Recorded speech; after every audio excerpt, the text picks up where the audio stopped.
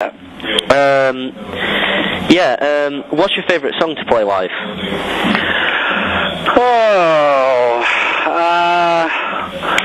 Probably Gardenia. Yeah, probably Gardenia.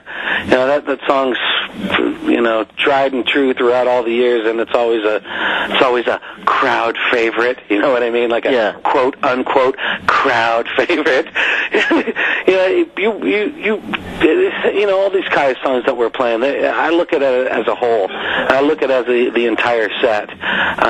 So I'm excited to just get out there and celebrate, you know, the past and revisit and to re-sing, you know, at my age right now, some of these songs. So it's exciting stuff. I look at it as a whole. Yeah. When it was just Garcia plays Chaos, you finished most nights with Pilot the June from Slowburn Project. Do you see songs creeping into the Chaos Live set list like that, or is it going to be purely Chaos? Purely Chaos. Yeah. Purely pure. It's just pure. Yeah. You know, I wanted to do some Brent Bjork songs and some Nick Oliveri songs, you know? Yeah. I think we might even do we might do Queens of the Stone Age. Wow. No, I'm just fucking kidding, dude. I was going to say, that'd be going off kilter a little bit. No, of course not. No. We're not going to do that. Yeah. What was I going to say? How does it feel being so instrumental in the kind of development, or even some would say creation, of the stoner rock genre?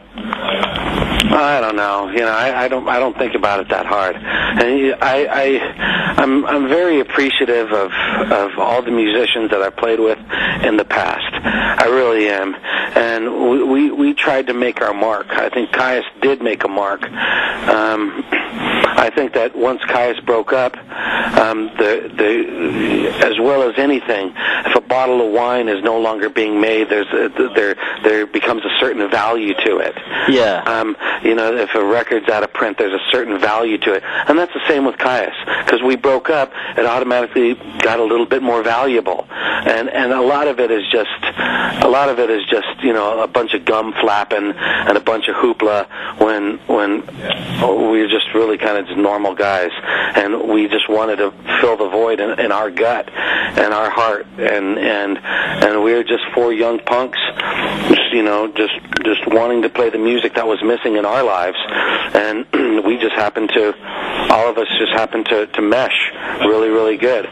So, do you think Caius split at the right time? So that's an interesting question. I don't know. I guess. I mean, if it went on any longer, you know, I probably would have imploded, or the whole project would have imploded and not gone off on a happy note. Caius, me and Josh went off on a happy note, you know, and yeah, you know, I think it was time, and it was a perfect time. I can't tell you why. It was just time, you know, and all good things come to an end, and a lot of good things came out of the demise of Caius. You know, Brent Bjork doing a lot of his stuff, Nick Oliveri doing his stuff, Queens of the Stone Age, them Crooked Vultures, Desert Sessions, Hermano, Unita, Slowburn. I mean, a lot of good things have come out of the demise of Caius. Yeah, I mean, it's quite interesting that, because Caius, more so than most of the other bands I listen to, there's been so many projects come from that. I mean, what do you think it is about Caius that meant that every member could go on and do their own project and make it so successful? I'm not sure I quite understand the question. Can you rephrase or say it again? What was it about the work ethic of the guys in Caius that meant that they could go outside of Caius and start a new group that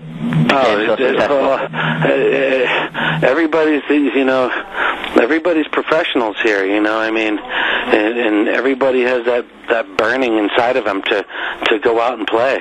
Yeah. And, I don't think that any one of the guys in Caius are going to go out and get a fucking 9 to 5. Yeah. You know what I mean? We're musicians, and we do have a work ethic.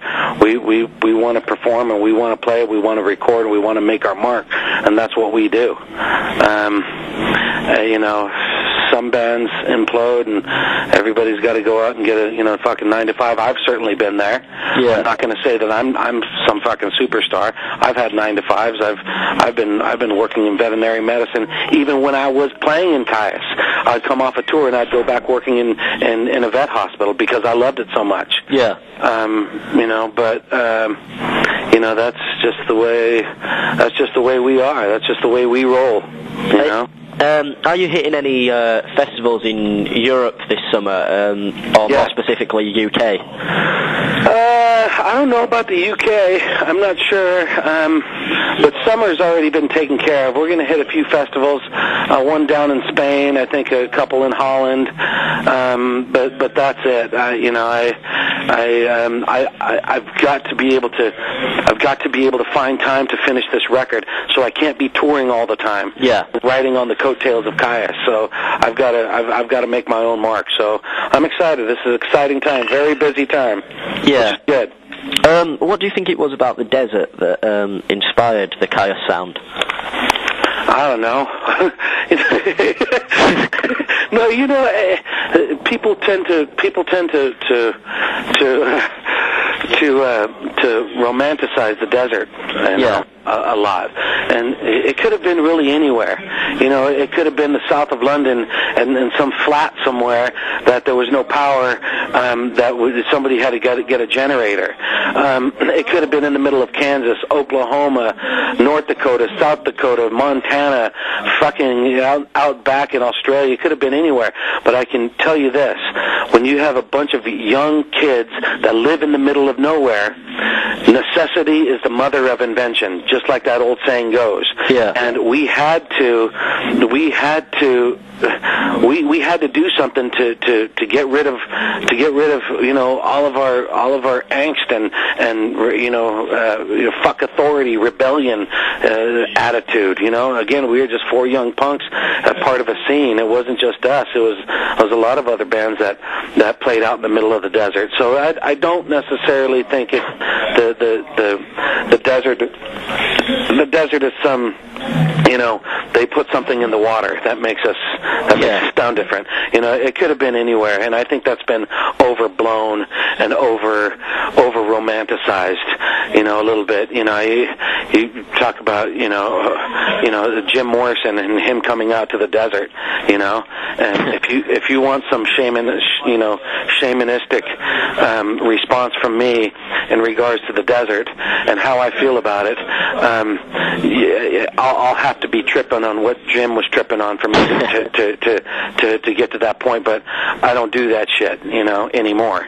So it is what it is. It's in the middle of nowhere, man, and it is beautiful. It is gorgeous. It's a little cold right now, but it's a beautiful place, man. It really is, and there's a certain vibe that goes on here, and I'm glad to be a part of it. I'm glad to be right smack dab in the middle of the desert, and I'm proud. Yeah. You recently were quoted as saying that if you could form any group, it would include Brant, Josh, and Nick. If those choices were banned, who would you form a group with? Say that once more. You recently were quoted as saying that if you could join any group, it would be with Brant, Josh, and Nick. If those choices weren't available, who would you be in a group with?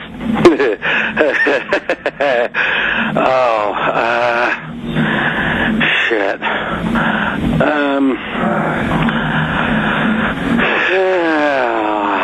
Fuck.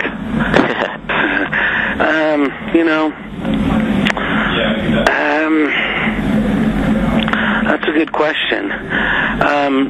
Probably Scott Reeder.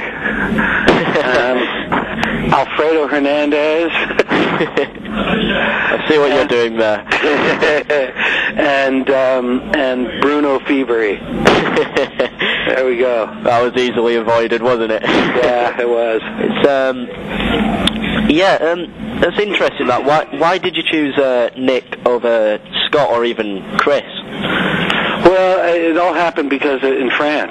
Yeah. That was the reason why. I mean, if it would have been Scott up there, I probably would have asked Scott, but that was that feeling that I got once I played with those guys that I wanted to mirror. And talk about integrity. They are super the integral part of Caius, and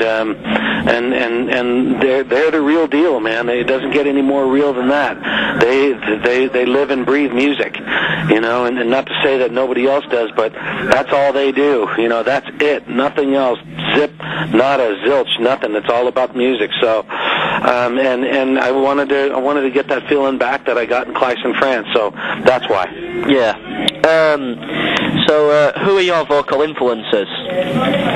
Ian Asbury, Glenn Danzig.